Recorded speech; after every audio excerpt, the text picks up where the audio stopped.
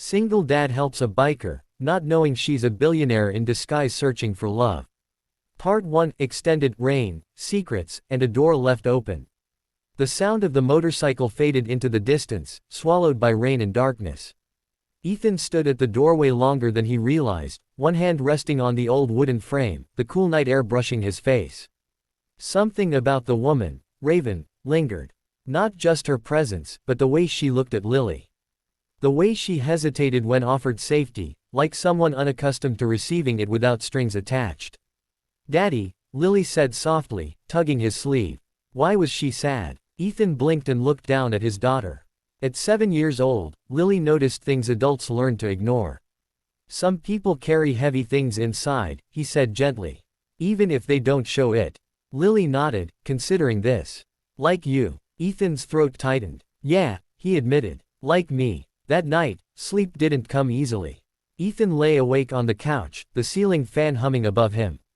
The image of Raven kept replaying in his mind, the way her eyes scanned the room instinctively, like she expected danger even in safety. The faint scars on her knuckles. The money she'd offered so casually, as if it truly meant nothing. He'd met rich people before. Not many, but enough to recognize the difference between someone pretending not to care about money and someone who had never needed to. Still, it wasn't his business. At least, that's what he told himself. Across town, Raven, whose real name was Vivian Blackwood, sat in a luxury penthouse that made Ethan's entire house look like a garden shed. She stood barefoot on cold marble floors, helmet resting on the counter, blood-stained jacket tossed aside. The city glowed beneath floor-to-ceiling windows, a glittering kingdom she ruled but no longer felt part of. A man in a tailored suit hovered nearby, worry etched into his face. "You disappeared," he said. Security was in chaos. "The board can wait," she snapped.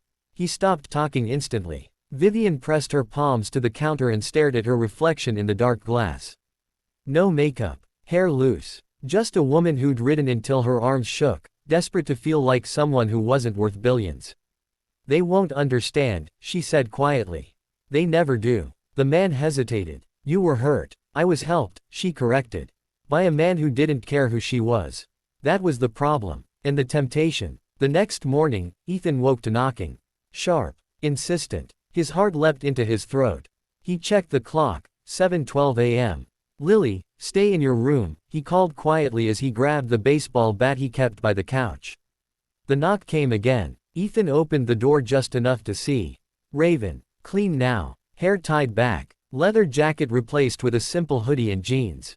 Still striking. Still dangerous in a way that had nothing to do with violence. Her eyes widened when she saw the bat. "Good morning," she said. Ethan exhaled sharply and lowered it. "You scared me." "Fair," she replied. "I probably deserve that." Lily peeked around the corner. "It's her." Raven smiled instantly. "Hey, rabbit girl." Lily giggled. "I'm Lily." "I know," Raven said softly. "I remembered." That did something to Ethan he didn't like to examine too closely. "What are you doing here?" he asked. Raven lifted a paper bag. "I brought breakfast. And, I wanted to return something." She reached into her pocket and pulled out a small silver charm. "You dropped this," she said. "Last night." Ethan stared. It was his wife's necklace charm, the only thing of hers he still wore, tucked inside his shirt. He must have dropped it while helping her. "Thank you," he said quietly, taking it. "You didn't have to come back." "I wanted to," she replied. Over breakfast, pancakes, cheap coffee, and awkward silences, Raven watched Ethan and Lily interact. She noticed the way he listened. The way he never raised his voice. The way Lily felt safe enough to talk freely, to ask questions, to exist without fear. "So," Ethan said eventually, "where are you headed?" She shrugged. "Not sure. That's kind of the point." "You running from something?" She met his gaze evenly.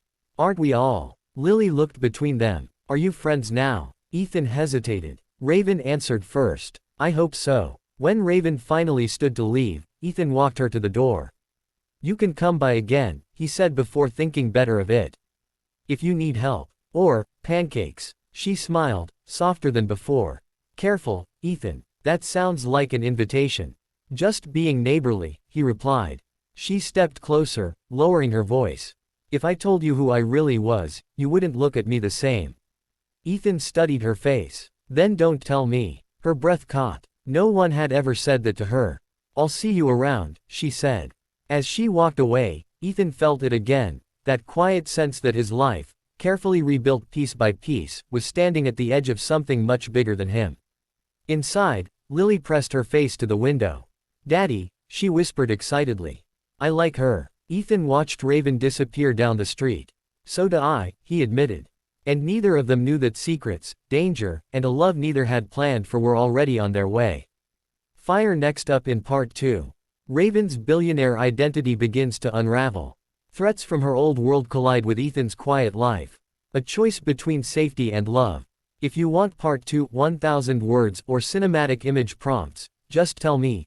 Single dad helps a biker, not knowing she's a billionaire in disguise searching for love. Part 2, When Two Worlds Collide.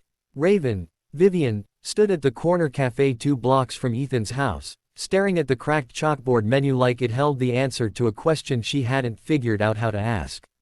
She hadn't meant to come back so soon.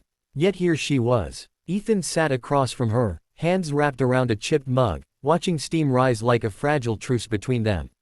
Lily sat beside him, swinging her legs, carefully drawing hearts on a napkin with a purple crayon. You don't drink fancy coffee, Raven said lightly. Ethan smiled. Tastes like burned dirt either way. At least this one's cheap. She laughed, and felt something loosen inside her chest. This wasn't part of the plan. There was never supposed to be a plan that involved a warehouse worker, a tiny kitchen, and a child who trusted too easily. And yet, the trouble came sooner than she expected.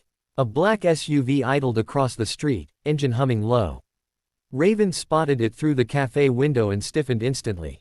Years of training, corporate battles, hostile takeovers, and very real threats, flooded back into her body. Ethan noticed the change. What is it? He asked. Nothing, she said too quickly. The SUV's door opened. A man stepped out in a tailored coat worth more than Ethan's monthly rent. He scanned the cafe, eyes locking onto Raven. Her past had found her. Raven, Ethan said softly. I need you to trust me, she replied. And I need to leave. Now. The man reached for his phone. Ethan didn't hesitate. He stood, placed himself between Raven and the window, and put a hand on Lily's shoulder. Back door, he said calmly. Lily, grab your jacket. Raven stared at him. You didn't ask questions. Didn't need to, he said. You looked scared. They slipped out just as the cafe door opened. They didn't stop until they reached Ethan's house. Raven paced the living room like a caged animal, running a hand through her hair. I never meant to drag you into this. You didn't, Ethan said. You showed up hurt. That's it. She turned to him, eyes shining. You don't understand. I'm not who you think I am. Then tell me, he said quietly. Because whoever you are, someone's looking for you. Silence stretched. Lily watched them, sensing the weight of the moment. Raven knelt in front of her. Lily, do you trust me? Lily nodded without hesitation. You're nice. And you remember my name. Raven swallowed hard. Then she stood. My real name is Vivian Blackwood, she said. I'm the CEO of Blackwood Global. I'm worth more than I know how to explain. The words hung in the air like shattered glass. Ethan stared at her. Then he laughed once, short and disbelieving. That's not funny. I'm not joking, she said. The man at the cafe works for my board. They think I've lost my mind. Maybe they're right. Ethan's smile faded. He looked at her clothes. Her posture. The way she carried herself when cornered. Slow realization dawned. You offered me money like it was nothing, he said quietly. Because to you, it was. Yes, she whispered. And I hated myself for it. That night, headlights flooded Ethan's living room. Another SUV. Then another. Men in suits stepped out, scanning the house. Vivian froze. They shouldn't have followed me here. Ethan moved instantly. He locked the door, ushered Lily into her room, and grabbed his phone. I'm calling the police. No, Vivian said sharply. They'll bury this. They always do. Then what do we do? He asked. She looked at him, fear and determination colliding in her eyes. You let me handle it. The knock came, firm, authoritative. Ms. Blackwood, a voice called. We need to talk. Ethan stepped forward before she could stop him. This is my house, he said through the door. You don't have permission to be here. A pause. Then, sir, this is corporate business. Ethan laughed bitterly. That doesn't mean anything to me. Vivian pressed her forehead to the wall, stunned. No one had ever defended her like this.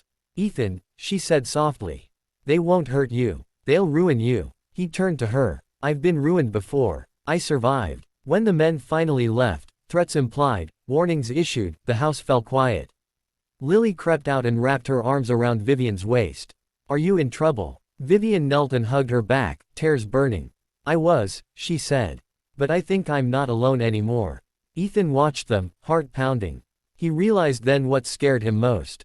It wasn't her wealth. It was how deeply he cared. Later, on the porch, Vivian sat beside him. I can walk away, she said. Disappear again. Keep you safe. Ethan shook his head. You don't get to decide that alone. She turned to him. You don't fit in my world, she said. And I don't belong in yours. Maybe that's why it works, he replied. She reached for his hand, tentative. I've spent my life being wanted for what I have. You're the first person who didn't want anything. Ethan squeezed her hand. I just wanted you to be okay. Their foreheads touched. For a moment, the world went quiet. But in the distance, engines hummed. And both of them knew.